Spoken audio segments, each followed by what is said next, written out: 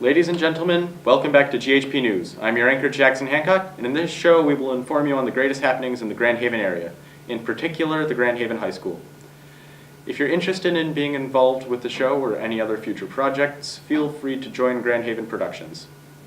It's not mandatory, but every day we will be available to meet every day after school until 4 p.m. in room 0121 next to the attendance office, or in GHTV News right next to the fitness center.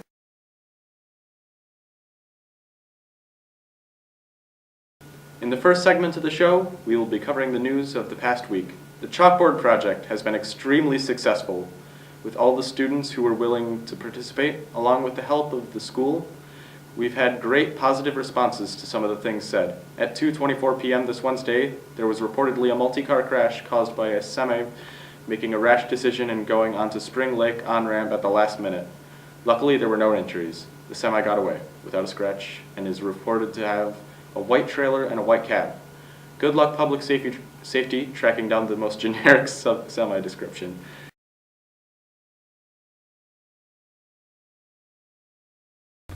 Alright, and in the second segment of the show, we'll be covering the sports of the last week. On Tuesday, the Bucks boys basketball lost 77-50 at Hudsonville. On Tuesday, the girls basketball team also went up against Hudsonville and pulled out a 44-25 win. Good job. This Wednesday, the boys wrestling team was unfortunately beaten by the Eagles 42-36. On Monday, the boys bowling team was unfortunately unable to defeat the Rams with a 19.5 to a 10.5 loss, and the girls bowling team was also defeated by the Rams on Monday with a 27-3 loss. Mr. Treshma was named the new varsity boys soccer coach, and we hope that he'll do excellently.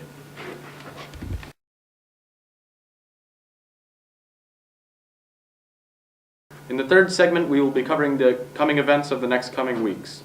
A winter play, A Midsummer Night's Dream by Shakespeare, is scheduled to be performed in the Arts Center next Friday from 7 to 9 p.m. Also on the same time, on the 24th as well, the GHP recording will take place. Tickets are $8 for adults and $5 for students and senior citizens. On Tuesday, February 22nd, the blood drive will happen from 7:30 a.m. to 2:30 p.m. Get down there to donate your own blood. It's extremely important to have a large breakfast in order to sustain the loss of blood. On Wednesday, February 21st from 7 to 9 at the First Presbyterian Church, we'll be holding an Irish musical festival, $10 for adults and $5 for students. From the 21st to the 23rd, Bucko's Mates photo checks will be happening during lunches. Make sure to have your school spirit selfies ready. Culver's Cares is doing the Reimagine project. It allows you to donate the cost of your meal in order to help your community. The event takes place from Wednesday the 21st and February 28th.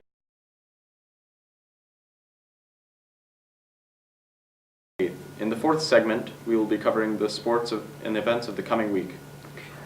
The girls' varsity competitive cheer will be happening on February 17th at an announced time. Also on the 17th, there will be a boys' varsity wrestling at a place yet to be told, and a varsity bowling at 12 p.m. On the 20th, there will be a girls' basketball game from 4 p.m. to 8:30 p.m. and a boys' basketball game from 4 o'clock to 8:30. Both of them will be facing Granville.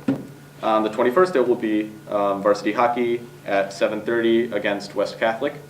And on the 22nd, boys and girls basketball will be from 5 to 8 against Caledonia, along with varsity swimming at 5 p.m. Against insert school here. On the 23rd, girls varsity basketball will be at 6 p.m. and boys varsity at 7:30, along with varsity wrestling at an announced date. There will also be varsity bowling meet at 10 a.m. versus Lakeview and swimming at 5 p.m.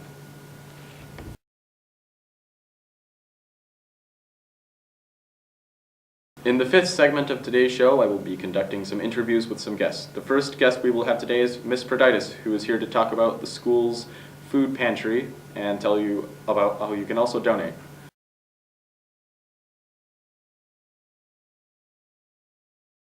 Hi, pleasure to have you here. Hi, how are you? Pretty good. Good. Alright, so on the topic of this food pantry you got, what's it all for? What's this food pantry for? Food pantry started from actually a dream of a mom and her daughter, Rachel Womack and her daughter Morgan, and they wanted to really just feed kids that were in need, and we have a lot of kids that are in need of food. It's not something that's just in the student services office, but all over the school there are kids that just are hungry. So that's what it's really kind of started. Okay. So what should someone donate to the food pantry if they're going to donate something? Anything that you would have in your pantry. We try to provide 3 meals per week. So macaroni and cheese, all those staples, spaghetti, any kind of pastas. Sometimes we'll do a small recipe that we can take some of the different items and put it together. So canned chicken, tuna, those are great items, and soups. All right. I can say we've got a large stock of that at our house. Might have to... Bring it on over. Oh yeah. Speaking of which, when and where can we donate? So donations are welcome anytime. We have great, huge tubs in the student services that we collect, but really if they bring it to the main office, that would be great too. And then I have some students that actually stock our pantry twice a week. All right. So on that note, is there anything that we shouldn't bring? So anything expired, not to be picky, but we try to keep, all the items at a good expiration date, so they're not going to expire when they get the food. Anything that's going to expire, like we would love to give like fruit, and we do that as they pick up. I have a fruit bowl there for the kids to grab some fruit, but putting it in their bags, so anything that's going to go bad. Okay.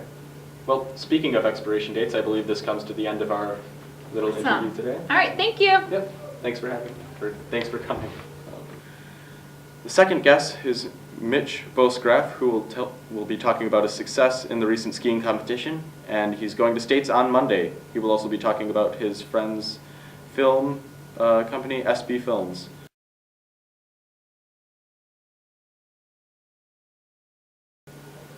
Right, so first off, excellent to have you here, Jackson. Mitch. Nice to meet you. So what is SB Films? So SB Films is a filming company that we just started a little bit ago. It's kind of just a company to showcase like all that Grand Haven has to offer. So how great of a town it is, how good skiing, and not only in the winter sports but also in the summer. We're going to try to focus on some summer sports also, like surfing and fishing and stuff like that. Nice. So who all is a part of this? So our main guy, Benji Stone, he's actually works at the ski bowl, and he started it, and then Grace Glessner, who is a senior here, she started it, and then she invited myself, Garrett Miracle, and Cole Buller, and Maddie Fogg, and also our filmer, Daniel Bremer. Nice. What experience does SB Films have in the way of filmmaking?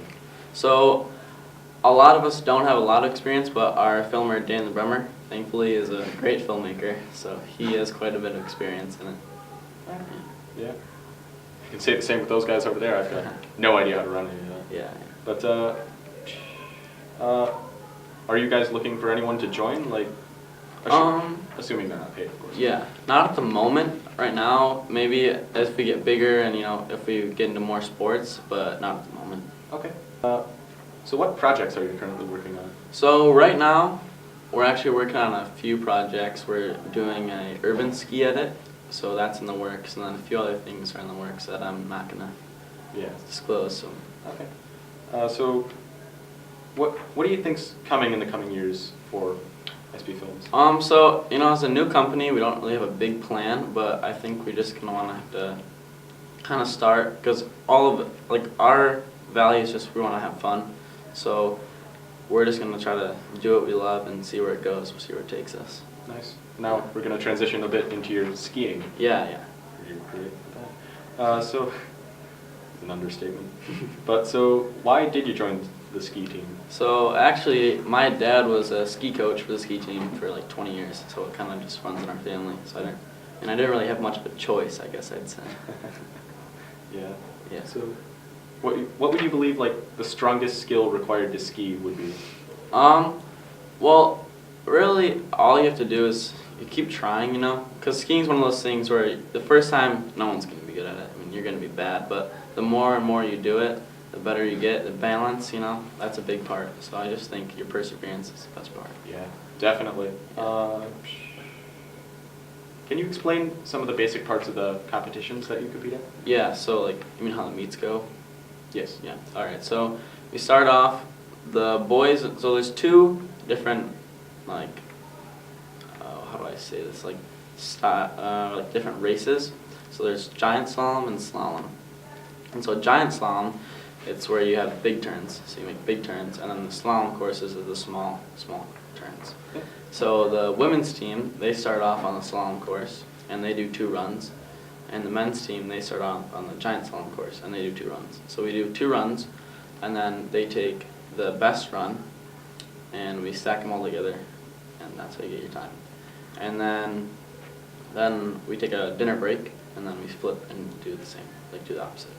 Okay. Let me see. So I heard you're going to states next Monday.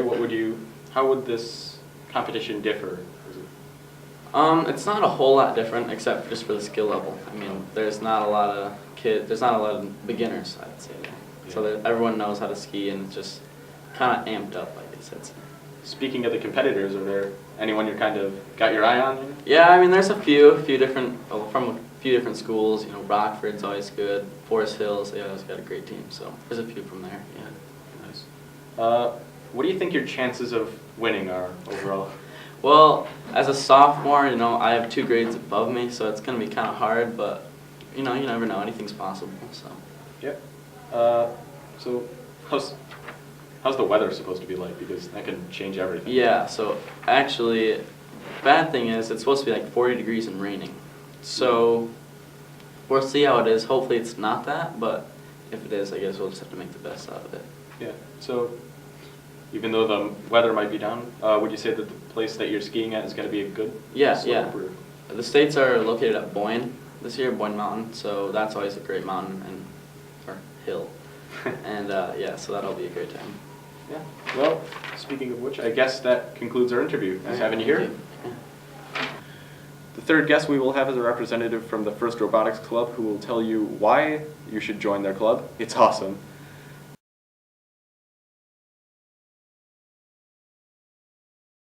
All right. First of all, glad to have you here.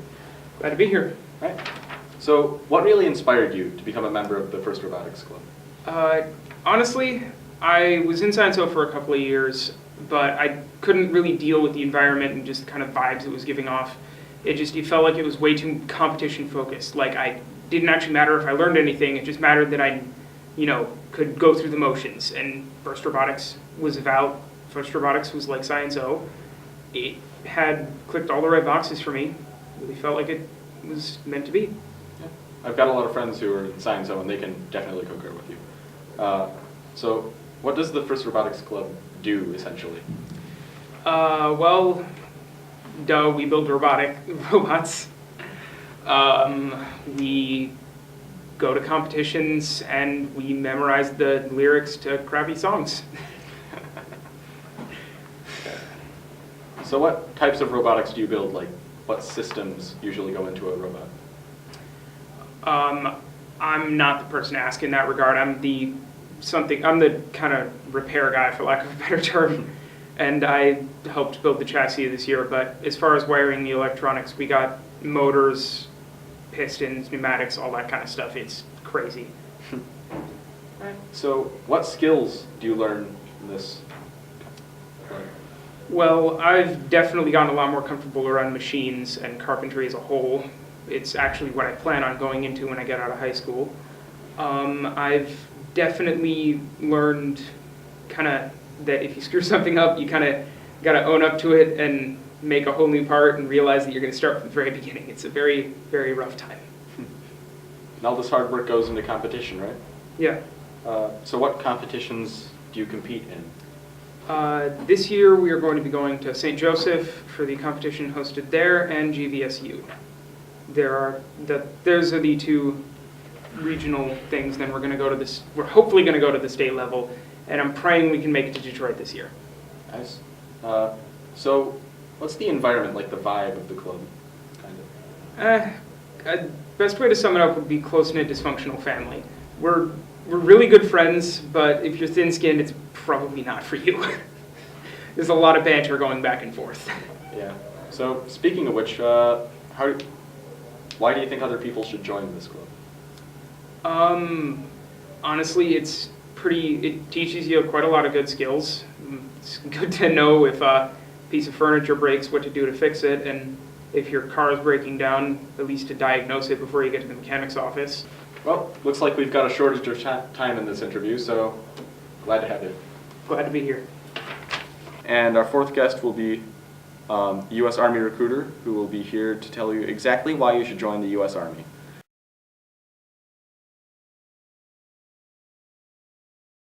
All right, so first off, thanks for coming. Nice to meet you, Joel. So why are you here at the high school? We are trying to find qualified individuals that may or may not be either graduates or still in high school for the Army or Army Reserves that may want to take that leap. All right. So what would you say a student would do for the Army? The Army offers over 150 different jobs, so pretty much anything that translates to civilian work, such as IT or vet tech or medical or anything like that, we can offer jobs to facilitate those needs. As well as there's some individuals that want to do combat-related jobs, and obviously the Army would offer those jobs as well. Sounds like quite an interesting spectrum. So speaking of which, why did you guys join the Army? You want to yourself first? Yeah, I mean, the reason I joined the Army is because I've always loved our country. I loved watching war movies growing up with my dad, and I just wanted to, have my piece of the pie, I guess, so I just wanted to join the Army to do that. I personally joined to get some job skills training that would translate into a job in the outside world instead of going to college and having to pay for a education or training. I would go and let the Army kind of take care of my training. Nice, nice. So about training, would you say that joining the Army is inherently dangerous to anyone, or would it all be case specific? No, I don't think the Army is any more dangerous than any civilian job, really. Obviously, when you're at war, things are a little bit different. Depending on your job field, you might be subjected to frontline combat, but it also depends on the area that you're in. Now, we've been at war in the Middle East since 2003, and there's been more deaths due to homicides in Chicago than there has in that war. So, in respect to how dangerous it really is, it's no more dangerous, in my opinion, than just walking out your front door. I'm a combat guy and work on tanks. And it's a job that requires heavy lifting, so dangers in that respect, yes. I mean, you could tweak your back. But constantly getting shot at and things like that a lot of people will kind of perceive as what the Army really does, absolutely not. Only 1% of the Army is combat related. The other 99% are those IT jobs, medical jobs that I was speaking about earlier. So inherently more dangerous, I don't think so. Okay, cool. What would you say that someone needs in order to join the Army? So you would at least need a high school education. We do offer routes for people who have a college education that may want to become an officer in that kind of way, but realistically you just need a high school diploma to be able to join the Army. Okay. Why would you say, why do you think a student would like to join the Army? What's appealing about it to a student? The benefits. The Army can pay for your college in its entirety. The Army can offer you benefits such as veterans preference to make it easier for you to get a job if you choose to not make the Army a career and get out. Another benefit to a lot of individuals is the idea that you served your country, which is pride and respect that you receive from other people. But there's countless benefits. A lot of people like to open up their own businesses and stuff like that, and the Army can offer you $500,000 to do that, which most places can't really do that. So there's a huge list of benefits, but to me the biggest benefit is just the respect I get from the American people. Great, amen. So what type of equipment is kind of associated with each of your jobs? So I am a Patriot Systems operator. So I shoot missiles that shoot other missiles out of the sky. With that, I drive a big truck with a big trailer attached. I work with high explosives. I also work with a lot of electronics as well. So. I'm a tank commander, so I work on the M1 Abrams main battle tank, and the equipment associated with that is mainly ammunition, stuff that work with the armor that's on the tank, and then different supplies like wrenches and stuff just to be able to conduct maintenance on the tank. That's pretty much the extent of the equipment I work with. Very nice, very nice. So what would happen if we entered wartime while you were enlisted in the military? Being like, what are the chances of the Army seeing frontline combat? Depends on your job. So an infantryman, obviously, will be the front line of that conflict. Tankers, him shooting missiles out of the sky. Things like those, yes, you will be seeing combat. But like I said, that's 1% of the Army. Everything that is not that 1% of combat, their job is to support those that are in combat. So if you're the guy who fixes weapons, you're not going to be in the front line, but you'll be receiving weapons somewhere in that country, so you can fix them and get them back to the guys that are on the front line. So it's really all relative, I guess. You might not be taking direct fire, but you'll be speaking to guys that might be. Depends on how serious the conflict is, I guess. Yeah. What opportunities would you have if you looked for a job outside of the Army after your tour of duty is done? So there are multiple opportunities with that. So like we were saying earlier, with all the jobs that we have, you can transition into one of those jobs, as well as you can use we have a PACE program. It's Partners and Youth Services or Success. And what that does is it guarantees you a job interview with a company of your choosing when you enlist into the Army. So we don't guarantee you the job, but we'll guarantee you a job interview with big companies, which helps a lot of the time because job interview is most of the time the hardest part to get. But with that, you still also get full college benefits when you get out, and also your regular job training. Nice. Well, speaking of interviews, I believe that concludes ours. Mhm. Thank you for your service. Thank you. Thank you.